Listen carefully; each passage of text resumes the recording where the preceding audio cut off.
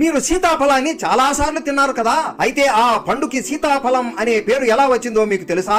వనవాస సమయంలో ఒక రోజు రాముల వారికి విపరీతమైన ఆకలి వేస్తుంది. సీతాదేవి ఇంట్లో ఎంత వెతికినా తినడానికి ఏమీ ఉండదు. సీతారాముడు ఇద్దరు తినడానికి ఏమైనా దొరుకుతుందేమోనని వెతుకుతూ అడవిలో తిరుగుతూ ఉంటారు. కానీ వాళ్ళకి ఏమీ కనబడదు. సీతాదేవి బాధపడుతూ అటు ఇటు దృష్టి పెట్టగా ఒక విచిత్రమైన చెట్టు కనబడుతుంది. ఆ చెట్టుకి విచిత్రమైన పళ్ళు ఉంటాయి. పండుని కోసి మొదటిగా సీతాదేవి కొంచెం తిని, స్వామి ఇది చాలా బాగుంది, చాలా తీయగా ఉంది అని రాముడికి ఇస్తుంది. రాములు వారు ఆ పండుని తిని, ఆహా ఓహో ఏమి రుచి, సీత ఈ పండుని కొంచెం తినగానే నా ఆకలి మొత్తం తీరిపోయింది. సీత ఈ పండుతో అయితే నువ్వు నా ఆకలి తీర్చావు, ఇక నుండి ఈ ఫలాన్ని సీతాఫలం అని అంటారు అని రాముడు చెబుతాడు. వాళ్ళ చేతులతోనే ఎన్నో సీతాఫలాల చెట్లని రాముడు సీత ఇంటి దగ్గర నాటుకున్నారు. 14 ఏళ్ల వనవాసంలో ప్రతి రోజు ఈ సీతాఫలాన్ని తినేవారు. ఎంతమందికి ఈ విషయం తెలుసు? సీతారాముడు తిన్న ఈ సీతాఫలాన్ని మీరు ఎప్పుడైనా తిన్నారా? కామెంట్ చేసి సబ్స్క్రైబ్ చేయండి.